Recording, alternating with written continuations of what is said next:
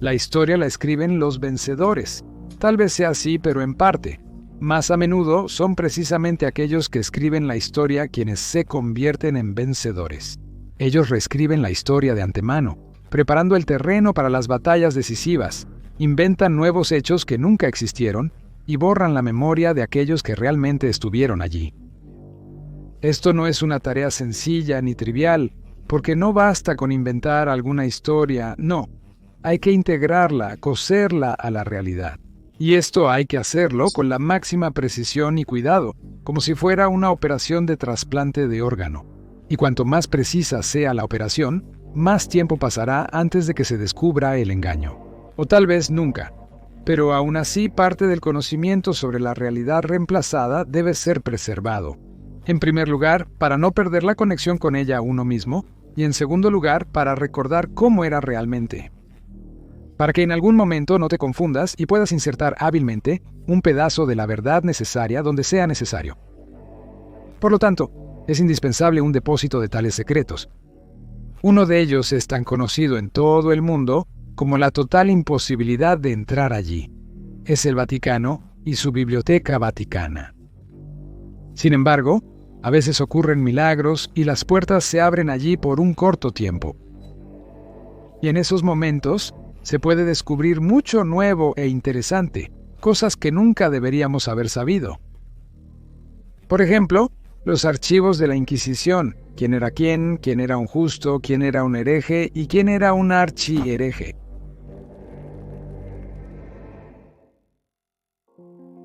Estás en el canal Época de la Desconfianza con Mijail Kalmikov. Y hoy intentaremos entender quizá uno de los casos más confusos y nebulosos de la Edad Media, el caso de Giordano Bruno. Parece que desde la infancia sabemos que a un joven sacerdote católico lo quemaron públicamente en Roma en la Plaza de las Flores. ¿Por qué? Pero en realidad, ¿por qué? Todos los que estudiaron en la escuela saben perfectamente que lo quemaron por apoyar a Copérnico y declarar que la Tierra gira alrededor del Sol. Bueno, es decir, aquellos que estudiaron todavía en la Unión de Repúblicas Socialistas Soviéticas, los que estudian ahora, tal vez piensan que lo quemaron por afirmar que existen muchos mundos como la Tierra y que el universo es infinito. Algunos aún más avanzados piensan que fue sometido a una ejecución monstruosa porque afirmaba que Cristo era un simple mago y no quería morir. Si buscas en un motor de búsqueda la frase ¿por qué quemaron a Giordano Bruno?, te aparecerán cientos, si no es que miles de videos con el mismo título, y más o menos con la misma información, presentada como si fuera un gran misterio. Pero de todos modos, la información ahí será más o menos la misma que mencioné hace un momento. O sea, resulta ser como un misterio extraño, el secreto de Polichinela, del que literalmente todos saben, pero aún así con una terquedad digna de mejor causa. Siguen y siguen grabando videos y escribiendo artículos sobre este tema, literalmente sacándolo de la nada y sin decir nada nuevo. Entonces, ¿para qué me metí yo en esta banalidad? Y todo es porque aquí realmente hay muchos más secretos de lo que parece. Pues bien, desde las primeras líneas quemaron a un joven sacerdote, porque precisamente esa es la imagen que nos viene a la mente cada vez que lo mencionamos. Y la única estampa con su imagen, difundida por todo el mundo, nos muestra a un joven muchacho. Pero el hecho médico es que, cuando fue ejecutado, ya tenía 52 años. Claro, para nuestros tiempos eso ni siquiera es la jubilación, pero de todas formas ya está lejos de ser un muchacho. Y esto lo acabo de decir solo porque, de nuevo, prácticamente todos lo saben. Pero debido a las manipulaciones de los medios, de todos modos en la cabeza persiste la imagen de un joven sacerdote. Puede parecer una tontería. Bien, son 52 años. ¿Y qué? Pero es que precisamente de esos pequeños detalles imperceptibles comienza la gran mentira, una imagen falsa que cómodamente se instala en nuestra mente y empieza a influir en nuestros pensamientos y acciones. Y por eso, aunque esto parezca aburrido y tedioso, vamos a analizarlo desde el principio.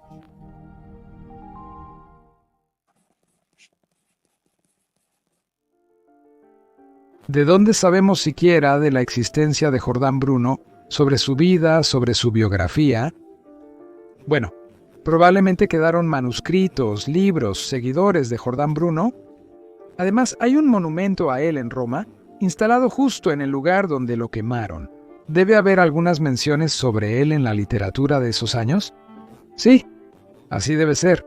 Pero, como se dice, hay un matiz. En primer lugar, todos los libros de Giordano Bruno fueron añadidos inmediatamente después de su ejecución a la lista de literatura prohibida, y obviamente, en cuanto era posible, eran confiscados y destruidos.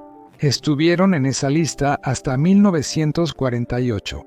Es decir, se forma la siguiente imagen. En el momento de la conclusión de Jordan, sus libros no eran especialmente populares, porque en ese momento en Europa estaba ocurriendo un cisma en la Iglesia y aparecían una gran cantidad de ramas, por ejemplo, los luteranos, los calvinistas y otros protestantes. El mundo estaba lleno de tendencias heréticas de todo tipo, y la aparición de otra corriente no cambiaba mucho las cosas. Luego, todos sus libros son incluidos de inmediato en la lista de literatura prohibida y confiscados. Por supuesto, algunos los conservan, pero en secreto, sin hacer alarde, ya que sus obras no eran del agrado no solo de los católicos, sino tampoco de los luteranos ni de los calvinistas. Entonces, no debería de haber habido difusión de esta literatura. Entonces, un ciudadano común solo podía enterarse de la existencia de estos libros, tal vez leyendo esa misma lista de literatura prohibida, donde, entre una enorme cantidad de autores, aparecería otro nombre poco conocido. Y solo en 1948, es decir, 3 años después del final de la Segunda Guerra Mundial, su nombre fue eliminado de esa lista. Y eso significa que ni el propio nombre de Giordano Bruno, ni su destino ni sus libros eran muy conocidos hasta 1948. Y de hecho, las primeras menciones serias e importantes sobre él en la literatura en ruso las conocemos gracias a los trabajos del bibliógrafo Alexander Jaimovich Garfunkel, quien también tradujo al ruso los materiales desclasificados. Él también fue uno de los primeros en dedicarse de lleno al estudio de la historia de Giordano Bruno. De hecho, prácticamente todo lo que sabemos ahora sobre Giordano son citas directas de los libros de Garfunkel. Por lo visto, él tenía acceso directo a los manuscritos. Pero, en cualquier caso, ahora es casi imposible encontrarlos en formato digital, así que yo tampoco puedo evitar esto. Cita de Garfunkel. En muchas cosas hay que confiar en la palabra del señor Garfunkel, aunque no solo en él, pero eso ya es bastante. Entonces, en 1948, se produjo la eliminación de los libros de Giordano Bruno de la lista de literatura prohibida. Y, evidentemente, no sin la ayuda de la Unión de Repúblicas Socialistas Soviéticas, que había vencido en la guerra contra el fascismo y había obtenido el poder temporal sobre los países derrotados, incluida Italia, y por lo tanto, el Vaticano. Pero este no fue el único ni el primer caso en que los archivos del Vaticano y los materiales secretos se volvieron accesibles al público por un corto tiempo. El primer encuentro del mundo con Giordano Bruno ocurrió exactamente 100 años antes de esto.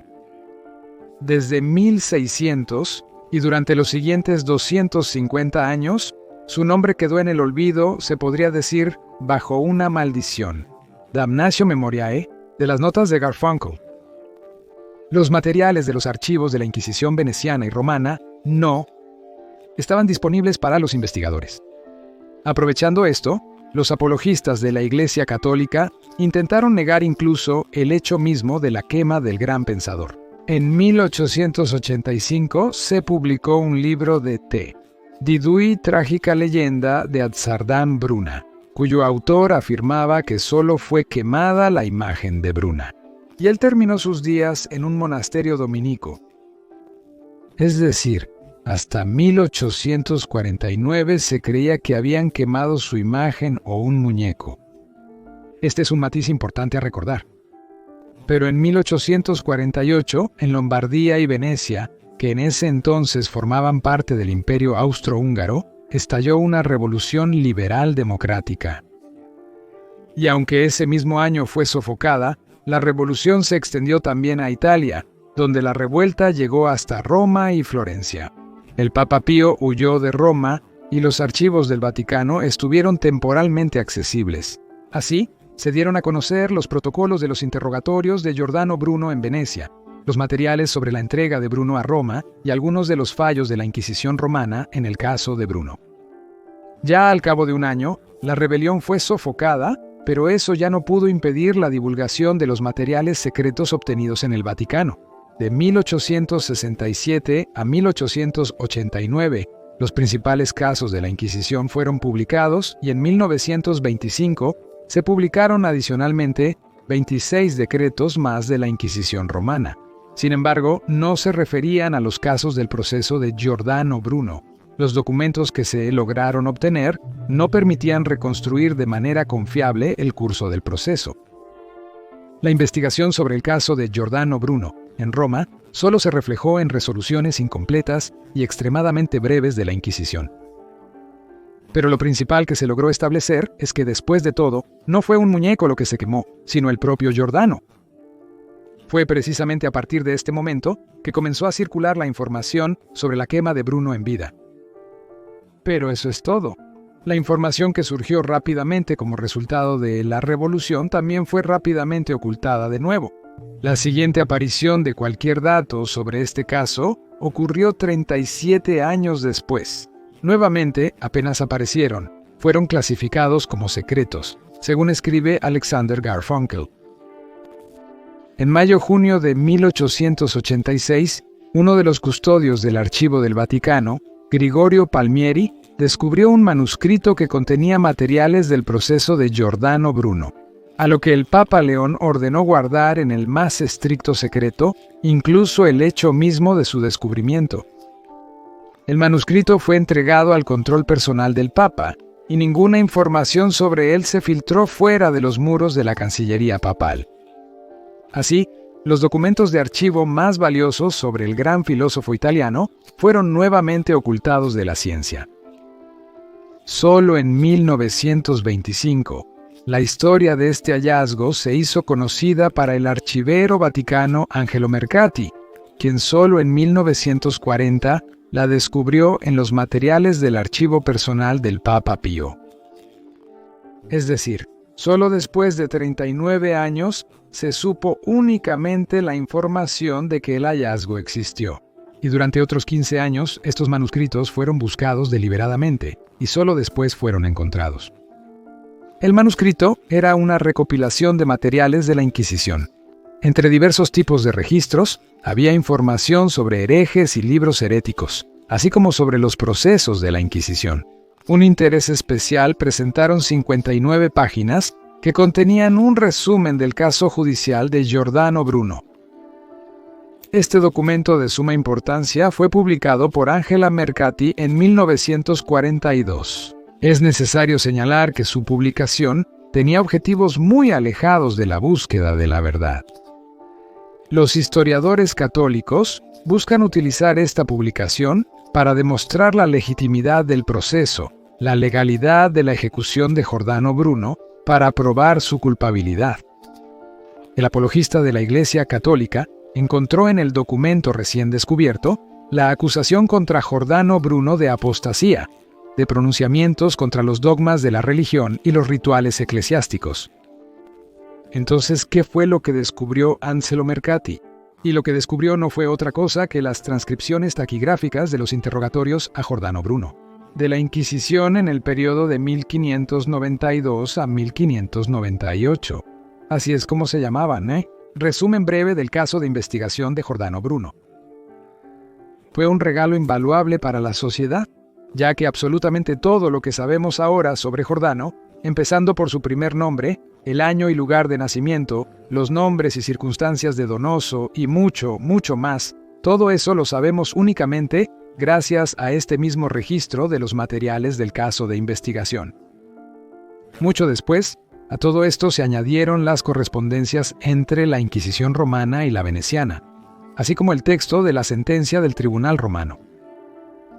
Cabe señalar que en el periodo entre el primer hallazgo en 1849 y el segundo en 1886, se publicaron algunos trabajos de Giordano. Al parecer, fueron los robados por los revolucionarios de la Biblioteca del Vaticano. Uno de esos manuscritos fue comprado por el bibliófilo ruso y funcionario estatal Norov. Era toda una colección de tratados manuscritos, incluyendo algunos sobre magia con dibujos escritos a mano por el propio filósofo. Recibió el nombre de Códice de Moscú. Desafortunadamente, la letra de Giordano era clásica de médico, ilegible. Probablemente por eso, o tal vez por alguna otra razón. Unos años después, él entregó este manuscrito al Museo Rumyantsev, del cual luego, el manuscrito, pasó a la Biblioteca Estatal de Rusia. Por cierto, fue precisamente el Códice de Moscú el que sirvió de base para la colección completa de obras de Giordano Bruno, publicada por la editorial de París. También se sabe que en 1950, Boris Zubov, basándose en el manuscrito, escribió un artículo titulado El legado manuscrito de Giordano Bruno, el Códice de Moscú de la Biblioteca Estatal de la Unión de Repúblicas Socialistas Soviéticas, que lleva el nombre de Vladimir Ilich Lenin. Así, al estudiar la actividad de Giordano Bruno, debemos recordar constantemente que prácticamente toda la información conocida sobre él apareció de repente a mediados del siglo XIX y principios del siglo XX. Las circunstancias de la aparición de estos materiales son bastante inusuales. Y si se puede creer que los documentos fueron robados de la Biblioteca del Vaticano por revolucionarios, entonces los posteriores hallazgos repetidos de estos documentos por los propios archiveros vaticanos ya parecen sospechosos. Por ejemplo, ¿cómo fue que Mercati empezó a hurgar en el archivo personal del Papa Pío? ¿Quién y por qué le permitió revisar las pertenencias del difunto Papa? ¿Por qué, cuando se encontraron los materiales, el archivero no se los mostró primero al entonces Papa de Roma, Pío? Y si los mostró, ¿por qué el nuevo Papa no retiró esos documentos de nuevo, sino que permitió su publicación? Además, no olvidemos que estos materiales aparecieron en pleno apogeo de la Segunda Guerra Mundial, cuando el fascismo estaba en pleno auge en Italia, y Mussolini. Así que es muy probable que en ese momento los documentos encontrados fueran ideológicamente convenientes para la Iglesia. Como dice el mismo Garfunkel, los historiadores católicos buscan utilizar esta publicación para demostrar la legalidad del proceso, la legitimidad de la ejecución de Giordano Bruno, para probar su culpabilidad. En Rusia, o más precisamente en la Unión de Repúblicas Socialistas Soviéticas, también se les dio a estos materiales un matiz ideológico. De hecho, era muy conveniente en 1948, 3 años después del final de la Segunda Guerra Mundial, presentar el símbolo de la muerte martirial de un reformador progresista a manos de la Inquisición católica. Así, resulta que los documentos sobre la quema del hereje fueron útiles primero para el Partido Fascista de Italia, que de esa manera justificaba sus acciones, y después de la guerra, por el contrario, para las fuerzas vencedoras representadas por la Unión de Repúblicas Socialistas Soviéticas. Al mismo tiempo, aunque Garfunkel dice que los sacerdotes católicos no buscaban establecer la verdad, sino dar un ejemplo. Pero para ser justos, hay que decir que la Unión de Repúblicas Socialistas Soviéticas hizo exactamente lo mismo. No es difícil notar que, desde el mismo inicio de la investigación, es decir, desde finales del siglo XVI, todo este asunto estuvo impregnado de necesidades ideológicas. Incluso entonces, la sentencia final, el veredicto anunciado en la plaza antes de la ejecución, decía que la acusación había dictado sentencia por 8 cargos. Sin embargo, solo se anunció 1. Y además, todo fue presentado como una conversación con el propio Giordano, como diciendo, tú sabes de qué estamos hablando y por eso serás quemado. Y a los demás en la plaza no se les suponía que supieran esto. Con el tiempo, gracias a los materiales de la investigación e interrogatorios a Giordano, conocemos algunas de las acusaciones, pero solo una pequeña parte. Más precisamente, a partir de un breve resumen del expediente de la investigación, elaborado por la Inquisición, aún en 1598. Un resumen, no completo. Por eso hasta ahora no sabemos la verdadera razón por la que realmente lo quemaron. Digan lo que digan, durante la investigación no se anunciaron los puntos de la sentencia, y eso es un hecho médico.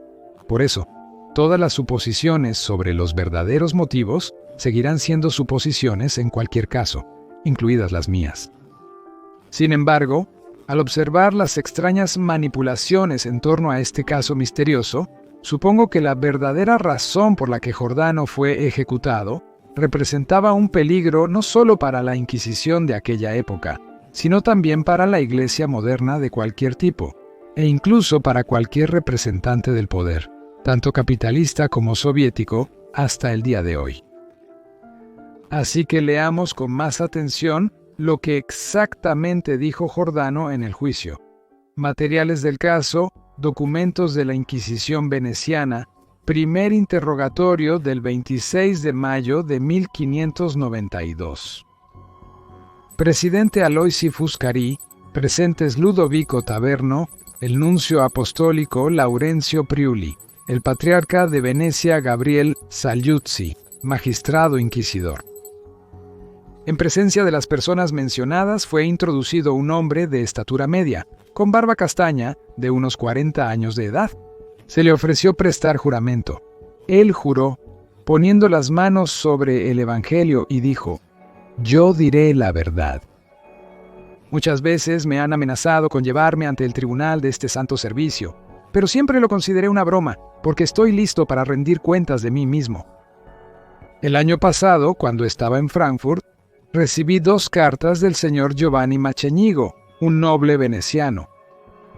En ellas me invitaba a ir a Venecia, deseando, como él escribió, que yo le enseñara las artes de la memoria y la invención. Me prometió una buena acogida y asegurando que sería generosamente recompensado. Llegué hace 7 u 8 meses. Le enseñé varios conceptos relacionados con estas 2 ciencias. Al principio no me quedé en su casa, pero luego me mudé a su propia casa. Al asegurarme de que había cumplido con mis obligaciones y lo había instruido lo suficiente en todo lo que él me exigía, decidí regresar a Frankfurt para publicar algunos de mis trabajos. Y el jueves pasado le pedí permiso para irme.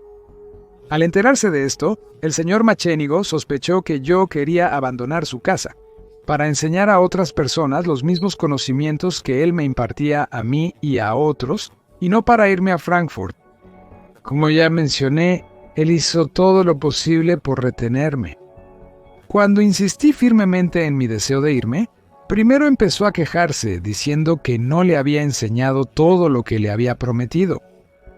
Y luego empezó a amenazarme, diciendo que si no quería quedarme voluntariamente, encontraría la manera de retenerme.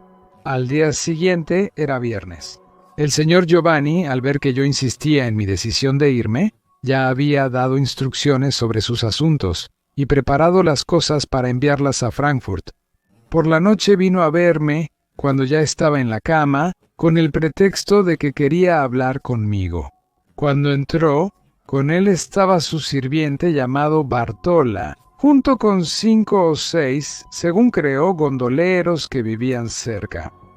Me obligó a levantarme de la cama y me llevó al ático. Allí me encerraron. Además, Giovanni declaró que tenía la intención de detenerme y obligarme a enseñarle conceptos relacionados con la memorización de palabras, así como conceptos de geometría, conocimientos que él había estado buscando desde el principio, y luego concederme la libertad. De lo contrario, me amenazan con problemas mayores. En respuesta a esto, seguí demostrando que, según mi convicción, lo había enseñado lo suficiente e incluso más de lo que estaba obligado, y que no merecía ese trato. Me dejó encerrado hasta el día siguiente. Luego apareció el capitán con varias personas que no conocía y les ordenó que me llevaran abajo a una habitación subterránea. Allí me dejaron hasta la noche. Después de eso, apareció otro capitán y me llevó a la prisión del Santo Oficio. Estoy convencido de que fui encarcelado por los esfuerzos de un tal Giovanni. Él sentía rencor por las razones mencionadas anteriormente y, al parecer, presentó alguna denuncia en mi contra. Luego se le preguntó al acusado cuál era el nombre que le dieron en el bautizo, cuál era su apellido, de qué clase social o de quién era hijo, de dónde era originario, de qué nacionalidad y cuál era la profesión suya y la de su padre. Respondí: mi nombre es Giordano, de la familia Bruni, de la ciudad de Nola, ubicada a 12 millas de Nápoles. En esta ciudad nací y fui criado. Mis ocupaciones son la literatura y todas las ciencias. El nombre de mi padre es Giovanni, el de mi madre Efraulisa Sabalina. Mi padre era militar de profesión. Él y mi madre ya fallecieron.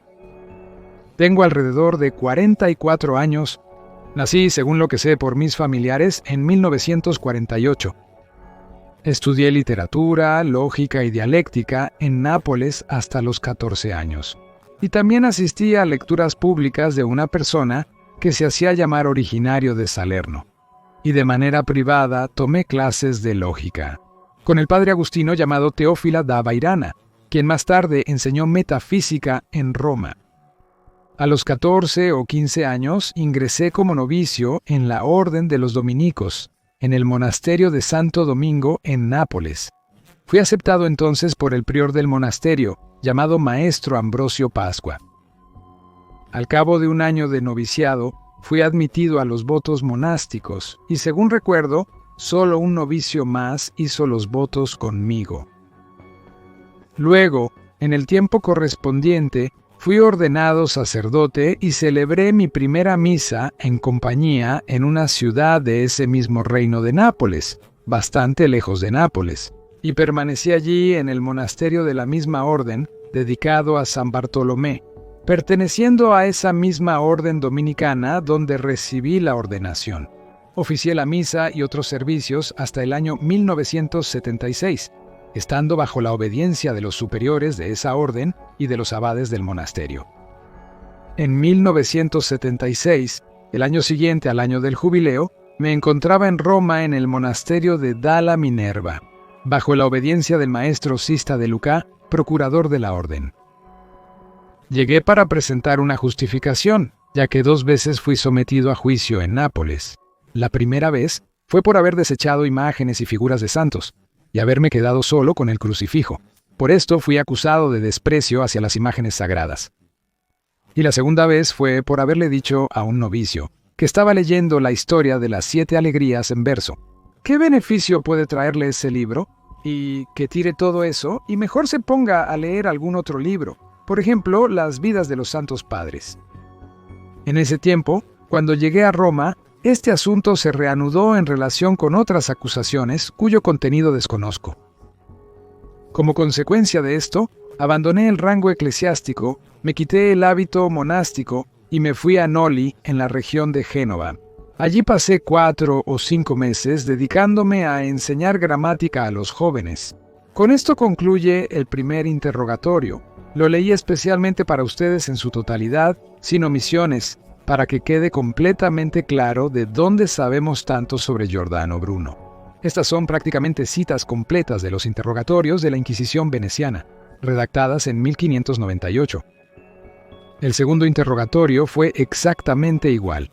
Giordano continuó contando su vida con el más mínimo detalle. De hecho, desde el principio surgen contradicciones. Por ejemplo, lo primero que le preguntaron a Giordano bajo juramento fue qué nombre le dieron en el bautismo, es decir, literalmente cuál es su nombre real. Y él respondió que su nombre es Giordano. Una vez más, bajo juramento, su nombre es Giordano. Sin embargo, si abres Wikipedia, ahí se indica que su nombre es Filippo, y luego lo cambió por Giordano. ¿De dónde saca Wikipedia esa información? Y en los interrogatorios romanos, ahí en Roma, por alguna razón cambió su testimonio y empezó a llamarse a sí mismo Filippo. Pero justamente los interrogatorios romanos no los tenemos. Lo único que tenemos son referencias a ellos en los márgenes de un resumen breve. Es decir, sabemos que hubo un total de 17 interrogatorios, de los cuales 7 fueron en Venecia. Ahí, donde lo capturaron, se llevaron a cabo durante el primer año de encarcelamiento y su contenido lo conocemos gracias a ese mismo resumen breve. Los otros 10 interrogatorios se llevaron a cabo en Roma durante los siguientes 7 años, y sobre ellos no sabemos nada, excepto estas mismas anotaciones en los márgenes y las referencias a ellos. Otra inconsistencia en los supuestos. Antes del arresto, en el primer interrogatorio, Giordano dice que Giovanni Mocenigo le envió 2 cartas pidiéndole que lo enseñara. Y, según Giordano, en ese momento él estaba en Frankfurt, de donde vino a enseñar y a donde planeaba regresar.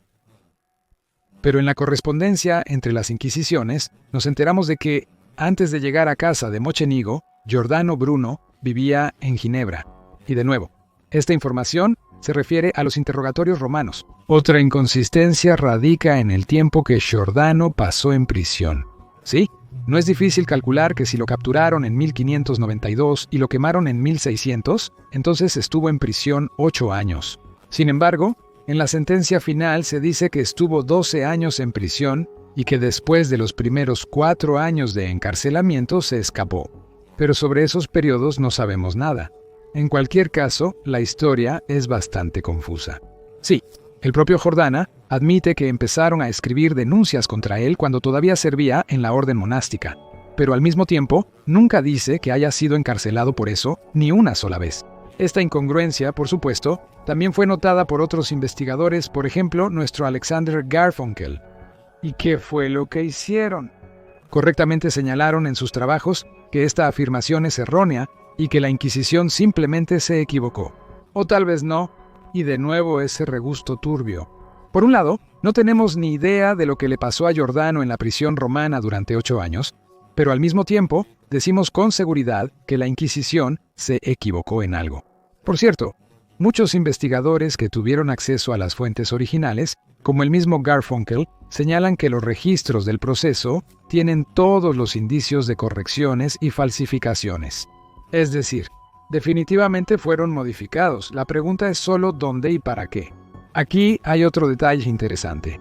Como recuerdan, al principio mencioné que los primeros archivos del Vaticano se hicieron accesibles cuando los revolucionarios en Italia ocuparon Roma y el Vaticano en 1849.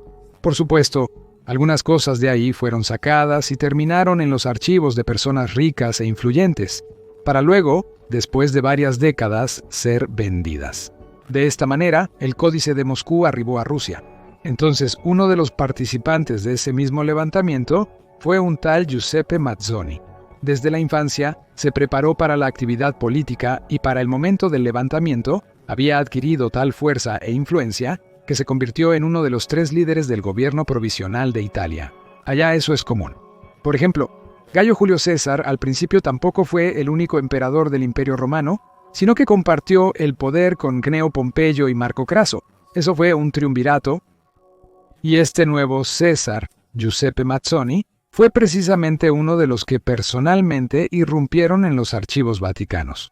20 años después, él envió parte de los materiales de la Inquisición al ministro de Agricultura, Industria y Comercio del Reino de Italia, Domenico Berti, quien los publicó en una de sus obras en 1876. Esto es lo que escribe Giuseppe Mazzoni en la carta de acompañamiento a Domenico Berti. Los decretos fueron copiados por mí en 1849 en el archivo de la Inquisición romana de un tomo in folio, en papel, encuadernado en pergamino y con la inscripción en el lomo, Decretos del Santo Oficio, 1619. Y en un papelito pegado al lomo está escrito 55.100. Este tomo pertenece a una época más tardía. Por el estilo de la escritura, me parece que corresponde a la segunda mitad del siglo XVIII. En muchos lugares, el copista no pudo descifrar la escritura de los originales, los cuales busqué en vano y que posiblemente estaban parcialmente dañados por la tinta, lo que llevó a la necesidad de copiarlos. En lugar de hacer sustituciones arbitrarias de palabras, el copista a menudo prefería poner puntos suspensivos, a veces rellenados con otras escrituras. Es decir, aquí ni siquiera se necesita ninguna teoría de la conspiración. Se dice abiertamente que Mazzoni copió, es decir, reescribió el contenido de Tomás, quien, a su vez, también era una copia de uno anterior. Al mismo tiempo, el primer copista vaticano no entendió parte del texto y no solo lo copió incorrectamente, sino que también lo dañó accidentalmente con tinta. Y estos documentos, la orden del Papa Clemente sobre la entrega de Giordano Bruno al poder secular para su ejecución, el texto de la sentencia la sentencia sobre la prohibición de los libros de Giordano Bruno, el rito eclesiástico, la maldición de Giordano Bruno, la entrega de Giordano Bruno a manos del poder civil para su quema. El mensaje sobre la próxima quema de Giordano Bruno, el informe sobre la quema de Giordano Bruno, el mensaje del discípulo de Giordano Bruno, Ventimiglia, sobre su quema, el informe de la hermandad, la decapitación de Juan el Bautista, es decir, literalmente los documentos más importantes sobre los últimos días de Giordano Bruno están mal copiados, corregidos, manchados de tinta y vueltos a copiar. Surge otra pregunta. ¿Por qué Mazzoni simplemente sacó algunos libros y luego los revendió a un mecenas ruso, pero los documentos sobre el juicio y la sentencia de Giordano Bruno los copió, los reprodujo? ¿Por qué, después de sofocar la rebelión, el Papa Pío que regresó simplemente no lo ejecutó, aunque durante el gobierno de Pío fueron ejecutadas 133 personas? Pero esto no se aplicaba a Mazzoni. Es más, él, Mazzoni, posteriormente, ya después de la revolución y de 10 años de exilio, fue nombrado senador. Y antes de eso, en 1870, fue elegido Gran Maestre del Gran Oriente de Italia.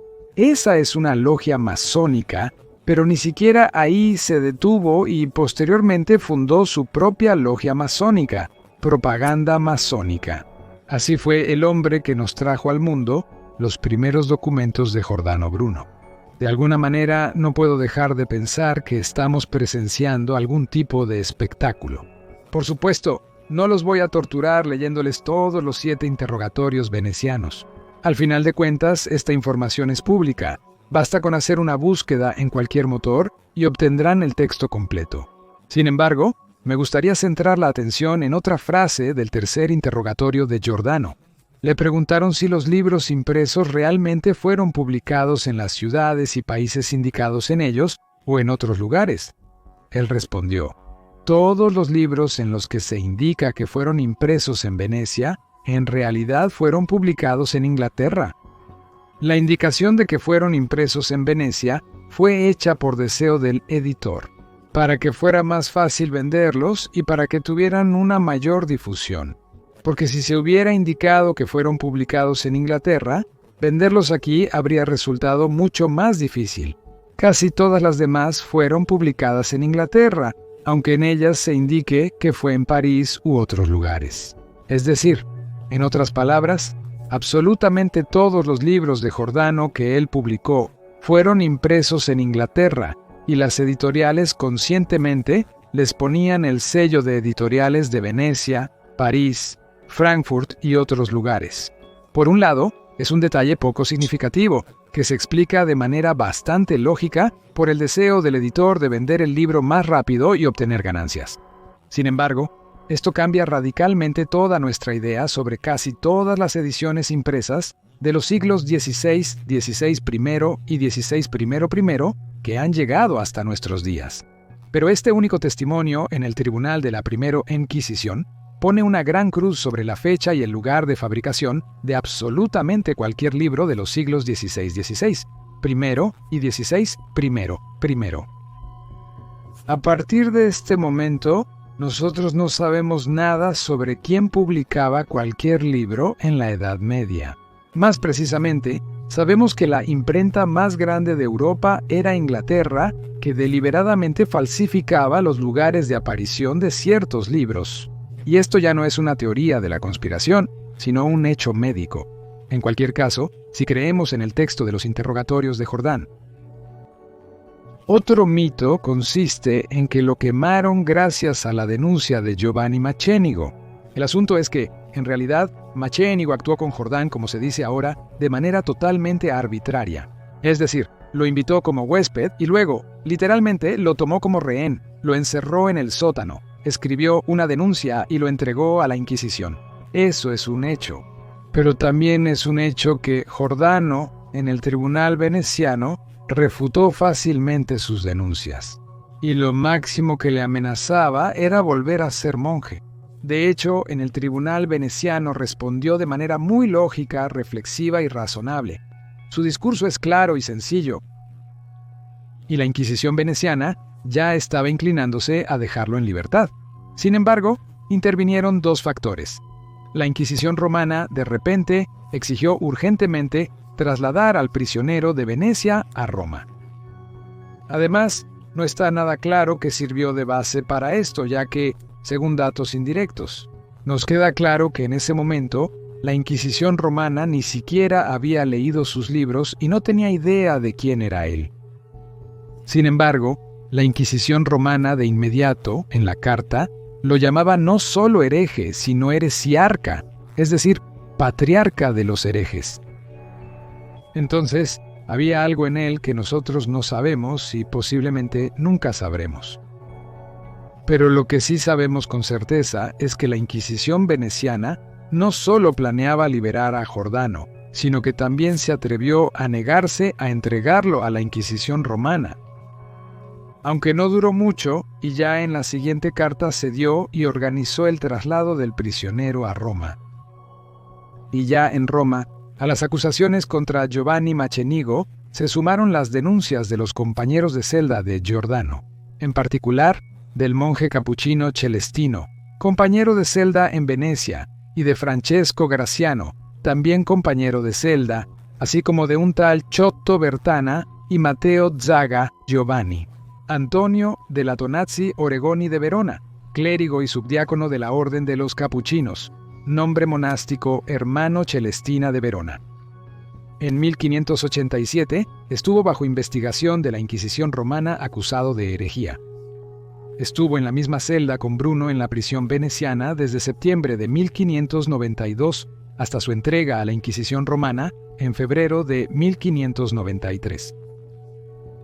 Francesco Graziano, originario de Udine, vivió en Venecia en los años 80, donde se dedicaba a traducciones, copia de libros, incluidos los prohibidos por la Iglesia, y a dar clases particulares.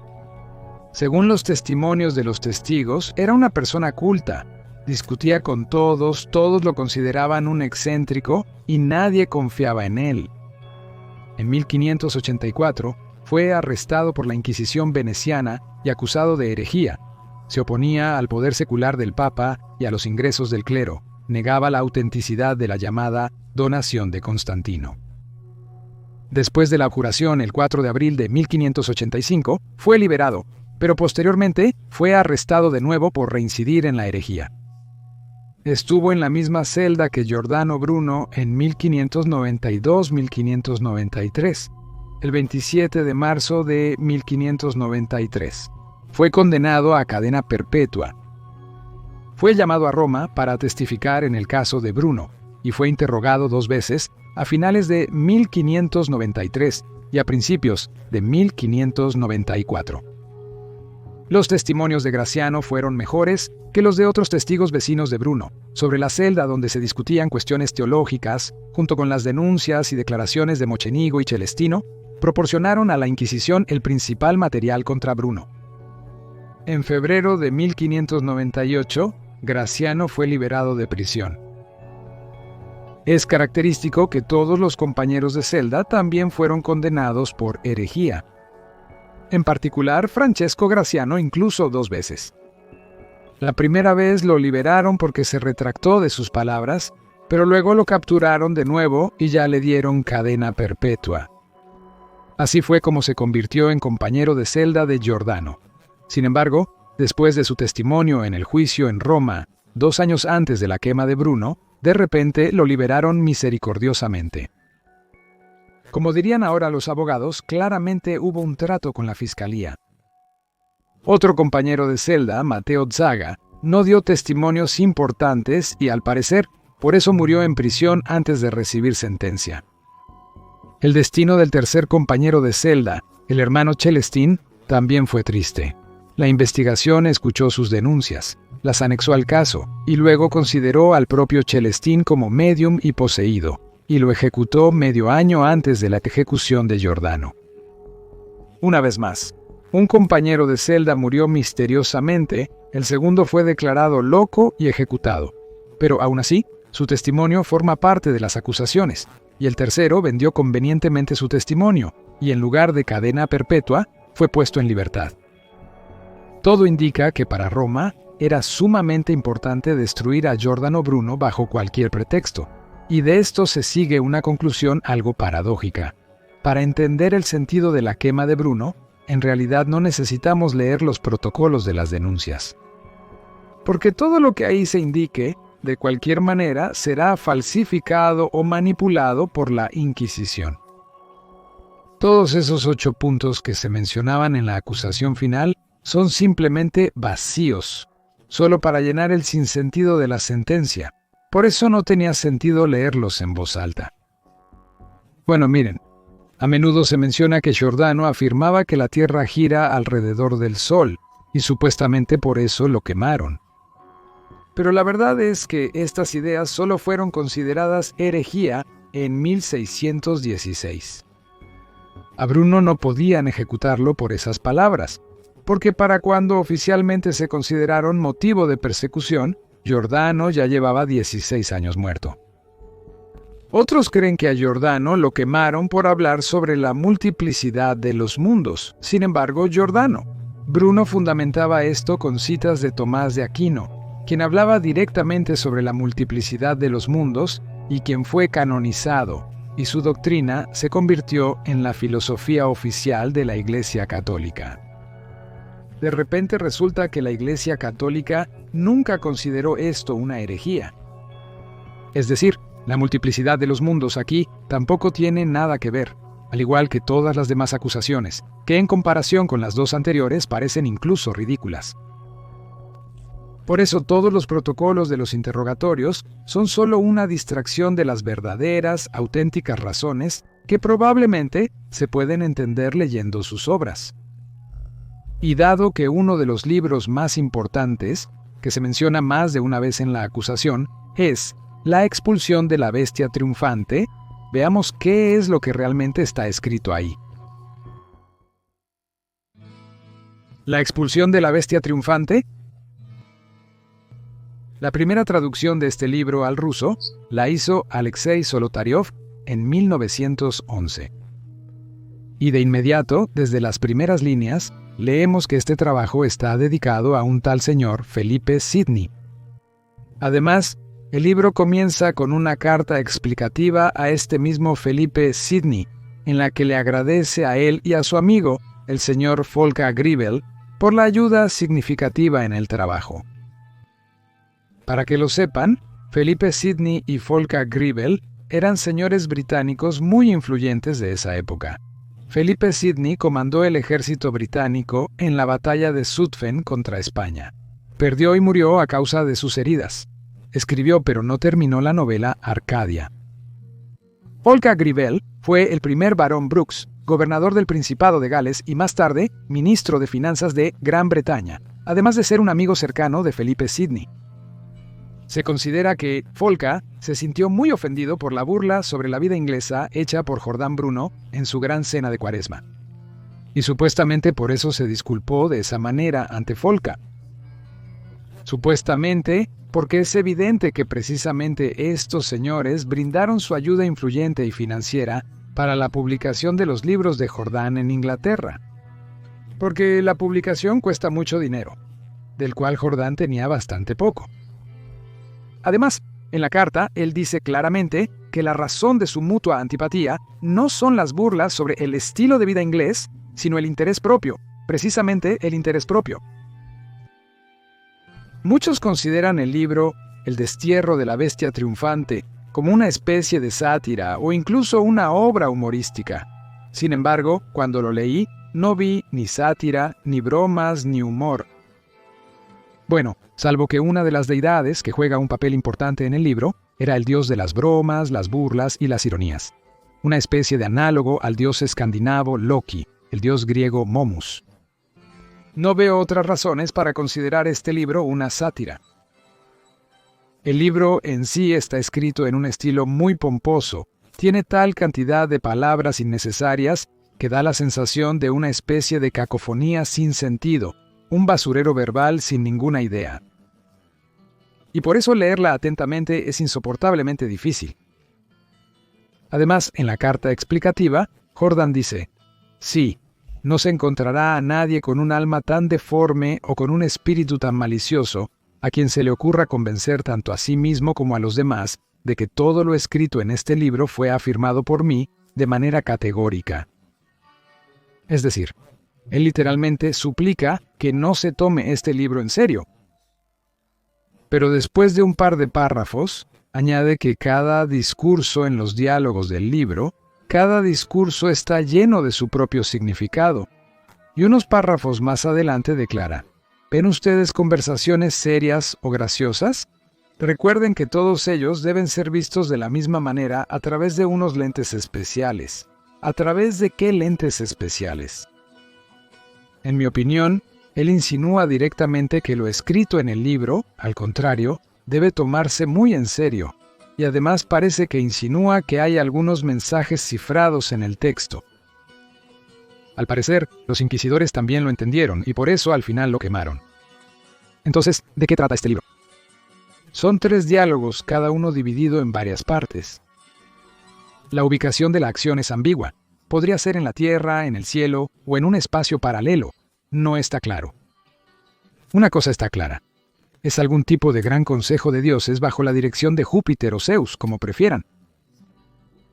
La conversación la llevan dioses griegos y romanos. Sofía, es decir, sabiduría, Mom, el dios de la burla, Mercurio, Júpiter, Venus y un enigmático Saulín. Sofía le cuenta a Saulín que Júpiter, es decir, Zeus, ya no es el mismo de antes. Envejeció, está exhausto y se prepara para morir.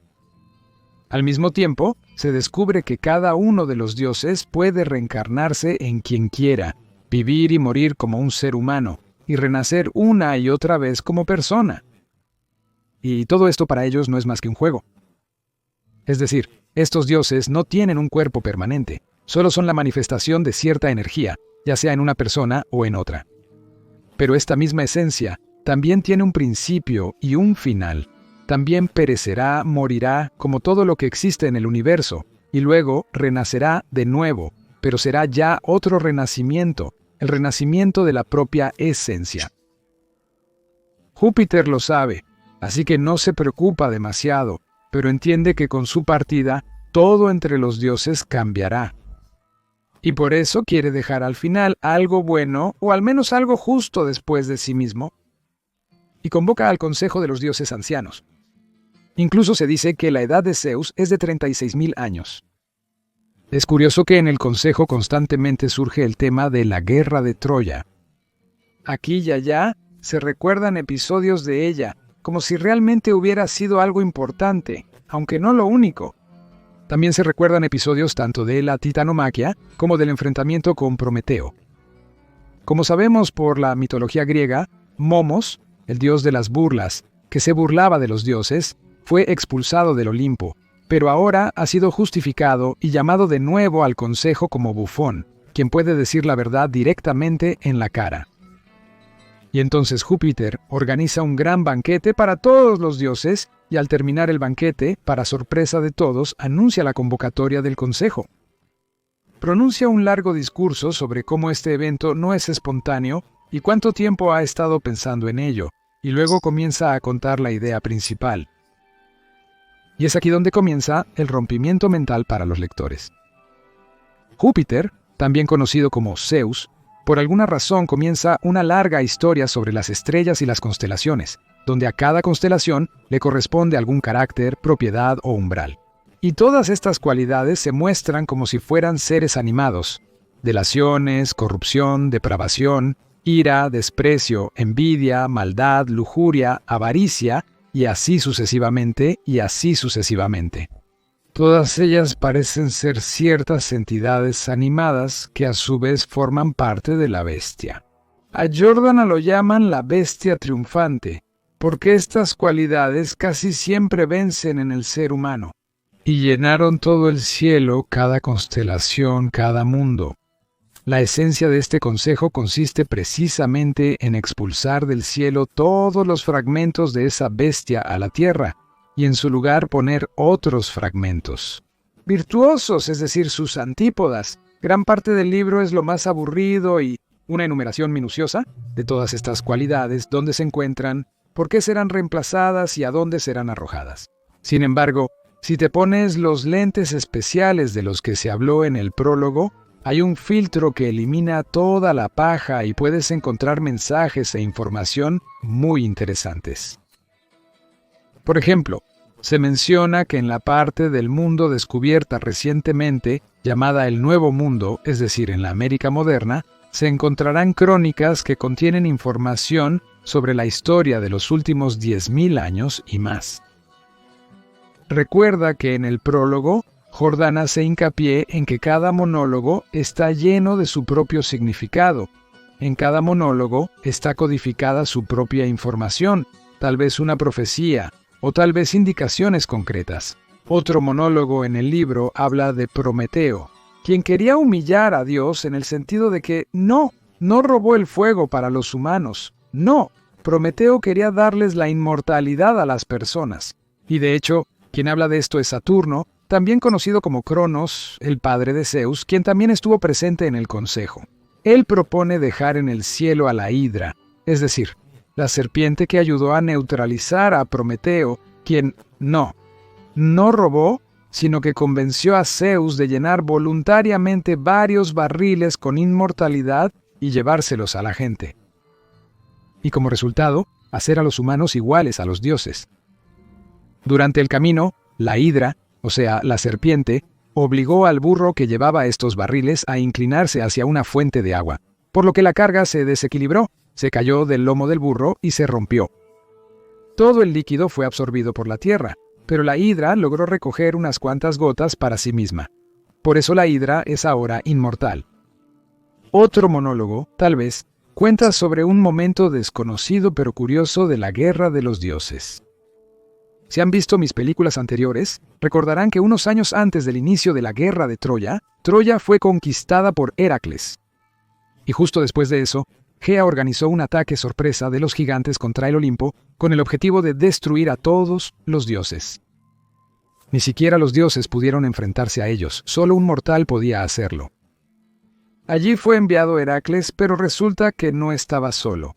Alguien lo ayudó, Capricornio. ¿A quién se refiere Jordana con Capricornio? Todavía no me queda claro, pero seguro que no es Heracles, porque en esa misma reunión se decidió de repente expulsar a Heracles del cielo de regreso a la tierra. Además, como consuelo o recompensa, se le encomendó una vez más convertirse en un dios terrenal, al que valorarían más que a un verdadero semidios celestial. Me pregunto, ¿de qué manera? Pero nos hemos desviado del tema. Este mismo Capricornio también se destacó en la titanomaquia, es decir, en la guerra de los dioses. Resulta que de las cuevas de Táuride, es decir, de Crimea, apareció un monstruo que fue a proteger Egipto de estos mismos dioses, es decir, de los olímpicos. Y este monstruo era tan fuerte que incluso los dioses no se atrevieron a atacarlo. Entonces, este mismo Capricornio les aconsejó a los dioses convertirse en animales para acercarse sigilosamente al monstruo. ¿Qué hicieron ellos? Pero los habitantes de Egipto vieron a los dioses mientras aún estaban en forma de animales, y por eso empezaron a adorarlos precisamente de esa manera. Aquí está la cita exacta. ¿Qué crees, Padre, que debemos hacer con este santo, inmaculado y digno Capricornio, con este tú divino y maravilloso hermano de leche, con este nuestro valiente y más que heroico compañero contra el peligroso, repentino y audaz ataque de los gigantes? Con este gran consejero en la guerra, que encontró la manera de matar a ese mismo enemigo que salió de las cuevas de Tabra y apareció en Egipto como el oponente más temible de los dioses? ¿Quién? Porque abiertamente no nos atrevimos a atacar.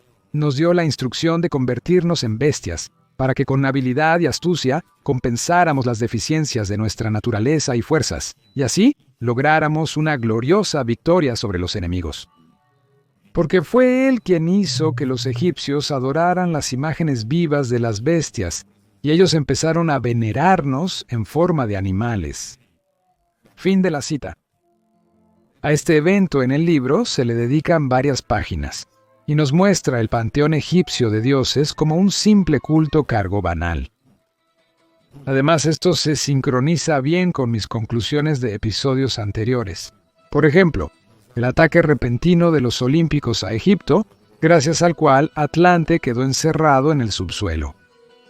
Y además, este momento sirve como una nueva prueba de la extraña alianza militar entre Egipto y Crimea. En la guerra de Troya, Egipto envió tropas para ayudar a los habitantes de la región de Priasovie y Crimea, como ahora entendemos. De esta manera, en forma de diálogos entre dioses, Jordán transmite ciertos mensajes cifrados y nuevos datos. En uno de los mensajes se ve un código numérico claro. Miren, en uno de los diálogos, él pronuncia una secuencia matemática que para él parece natural. Él afirma que todo está en cuartetos, después en docenas y luego aumentará a 70, 2 veces y en 144. Es decir, 4, 12, 70, 2, 4 por 4. A primera vista, esto parece una secuencia, pero ¿de qué tipo? El primer número se multiplica por 4, el resultado se multiplica por 3, luego ese resultado se multiplica por 6, y el siguiente resultado por 2, 4, 3, 6, 2. ¿Qué tipo de secuencia es esta? No es matemática, no es geométrica y definitivamente no es de Fibonacci. Y uno podría pensar que es un conjunto aleatorio de números, pero en el prólogo del libro de Jordán se dijo claramente: cada párrafo es un pensamiento separado y cifrado, que debe verse por separado a través de unos lentes, es decir, descifrarlo a través de un filtro. Además, en esta obra los dioses como que reflexionan sobre qué hacer con las constelaciones, cuáles disminuir, cuáles aumentar, cuáles mover a la derecha o a la izquierda, y cuáles dejar en su lugar. Entonces, ¿piensan qué es lo que quieren? A mi parecer, esta es una descripción detallada de ciertos procesos cósmicos globales, como resultado de los cuales cambió la inclinación del eje terrestre, y por eso las constelaciones cambiaron sus posiciones y trayectorias de movimiento. Claro, todo esto está codificado. El libro está repleto de mensajes codificados como estos. Y seguramente todavía están esperando a sus futuros investigadores. Pero de repente el libro termina. Zeus les pregunta a los dioses si están de acuerdo con él. Todos acuerdan ir a celebrar. Saulín dice: bueno, yo también me voy a mi cena. Sofía responde: y yo me retiro a mis contemplaciones nocturnas. Todos, punto. Ninguna moral, ningún ejercicio, ninguna conclusión ni resultado, nada. Simplemente el informe ha terminado. Lo que una vez más se lleva a pensar que esto no es en absoluto una obra literaria. Entonces, ¿por qué quemaron a Jordán Bruno? ¿Qué hay en este libro que enfureció tanto a los inquisidores? La conversación parece ser solo sobre dioses antiguos, pero al mismo tiempo se menciona muy activamente el proceso de renacimiento de las almas y la reencarnación. Además, se revelan algunos detalles de la historia que para algunos podrían ser incómodos. Por ejemplo, sobre la aparición en Egipto del culto a los dioses con cabezas de animales, sobre la guerra de Troya y la titanomaquia, y sobre el hecho de que los dioses también son mortales y que recientemente ocurrió algún tipo de cataclismo cósmico global. Pero lo principal ni siquiera es eso. La cuestión es que Jordán, por alguna razón, estaba absolutamente seguro de su propia inviolabilidad e invulnerabilidad y actuaba como si fuera un enviado de los dioses, o al menos de uno de ellos. La ruta de sus desplazamientos coincide parcialmente con el mapa de los enclaves subterráneos de los que hablé en el video anterior: Roma, Ginebra, Frankfurt y Gran Bretaña. Pero el tiempo de estancia en cada una de las ciudades no coincide.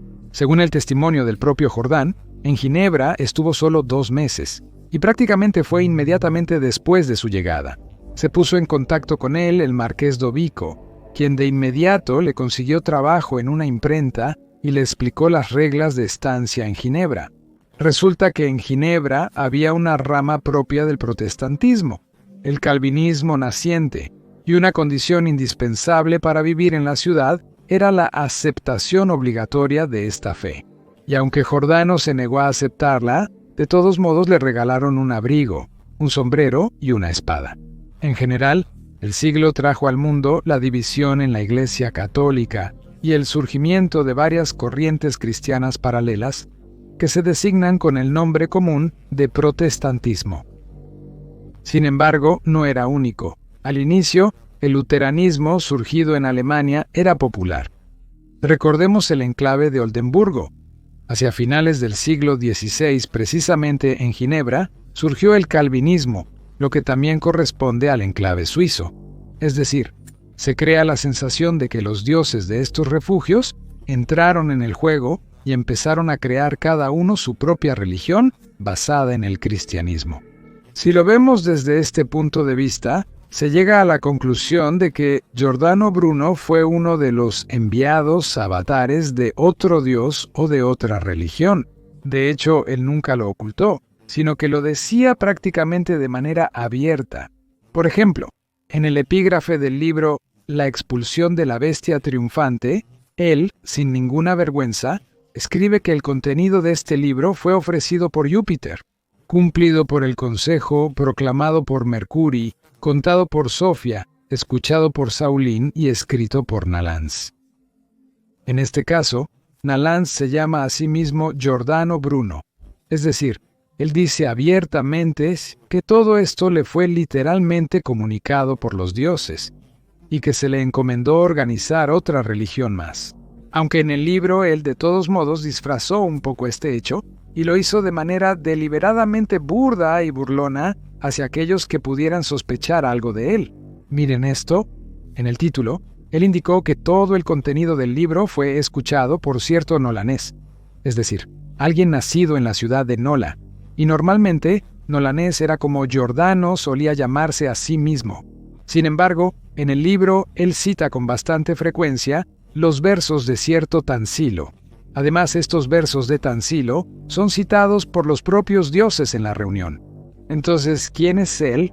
Y ese no es otro que Luis Tansila, paisano de Giordano. Bruno también era de Nola, también escritor.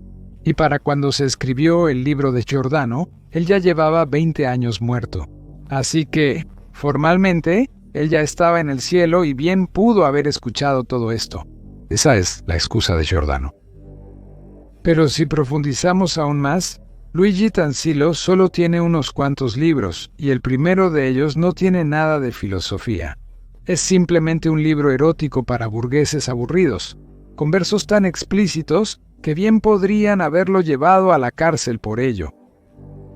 En cualquier caso, la Iglesia la prohibió de inmediato, y por eso Luigi tuvo que escribir urgentemente otro libro, Las lágrimas de San Pedro. Pero Giordano inserta constantemente citas precisamente de ese libro frívolo y además las adapta a su manera. Así que el libro en sí no tiene un significado decisivo, al igual que el propio autor Luigi Tansila. Pero lo que sí importa es el título de este libro, Vendemiator, es decir, el viñador, el recolector de uvas, el segador, lo que a su vez nos remite al recuerdo del recolector de uvas Vendemiator. En la Biblia, no olvidemos que Giordano era sacerdote y conocía la Biblia casi de memoria. Y en realidad, en la Biblia hay varias menciones de Vendemiator. Por ejemplo, el libro del profeta Jeremías 6, versículo 9. Así dice el Señor de los ejércitos: hasta el final recogerán el resto de Israel. Como la uva, trabaja con tu mano como el recolector de uvas llenando las canastas. O el Evangelio de Juan 15, versículo 1.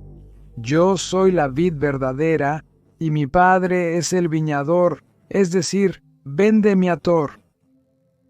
Es decir, en realidad Giordano dijo que él es la vid, es decir, el mensajero del viñador, es decir, de Dios.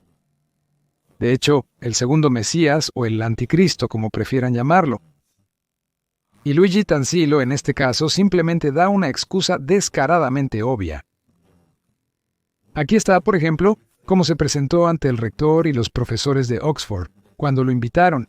Yo, Filatei, amigo de Dios, y Giordano Bruno Nolano. Es comprensible que la Iglesia Católica Romana se asustara mucho ante otro competidor. Y si con los luteranos y calvinistas no pudo hacer nada, ya que entonces habría que luchar contra países enemigos mucho más poderosos, pero con un solitario, aunque fuera el avatar de otro dios, sí se podía acabar. Esto también lo confirman las últimas palabras de Jordán antes de la sentencia. Ustedes tienen más miedo de leerme esta sentencia que yo de escucharla.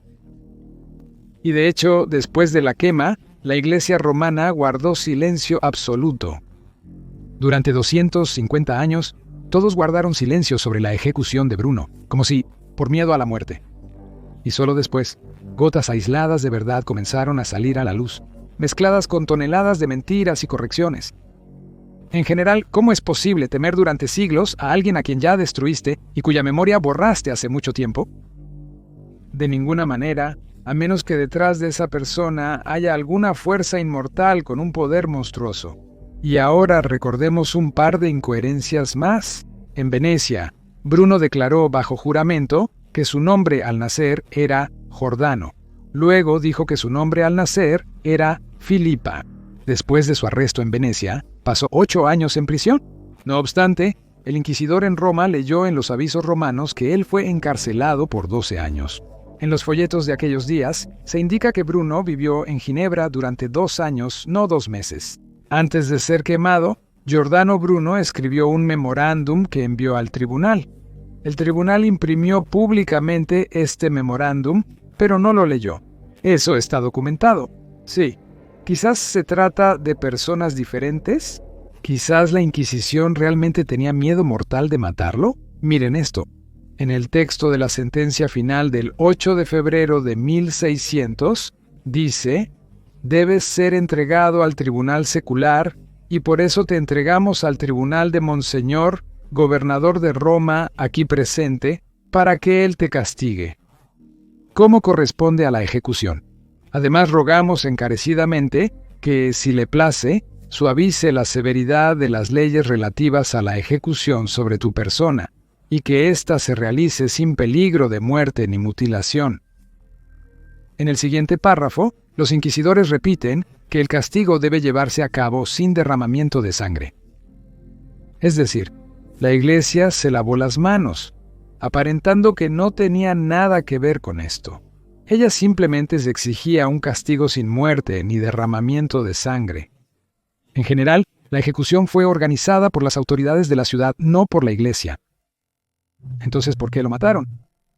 Es simple. Según lo que dejó por escrito, él mismo deseaba ser quemado. ¿Dónde está esa carta? ¿Se perdió junto con los protocolos de interrogatorio romanos? Quizás no lo quemaron a él, sino a otra persona. Ahora veamos la fecha de la quema. Lo quemaron el 17 de febrero de 1600. Pero, ¿y si eso también es mentira? Bueno, piénsenlo ustedes mismos. Una fecha así, 1600, un nuevo siglo, todos celebran la llegada del nuevo siglo. No olvidemos que esto es Europa y ahí ya está en uso ese calendario.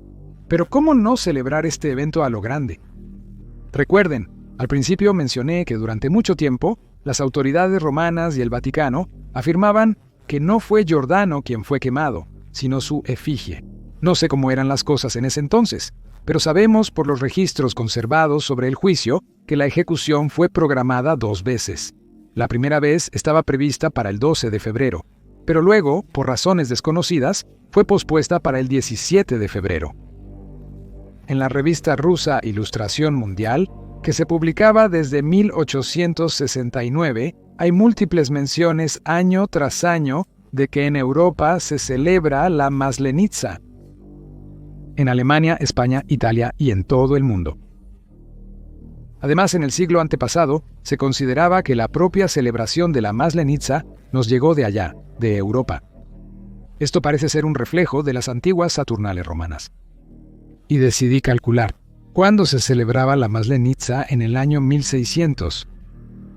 Calcularlo no es fácil. Hay que considerar las fases de la luna, la Pascua judía y los días de la semana.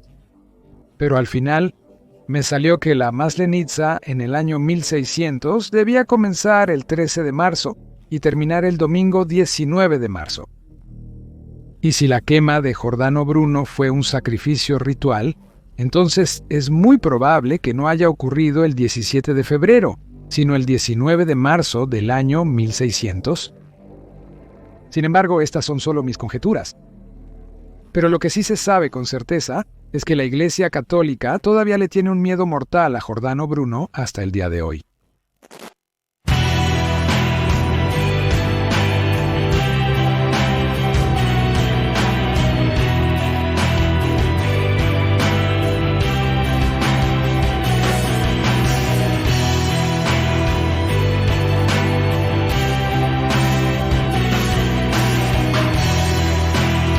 Continuará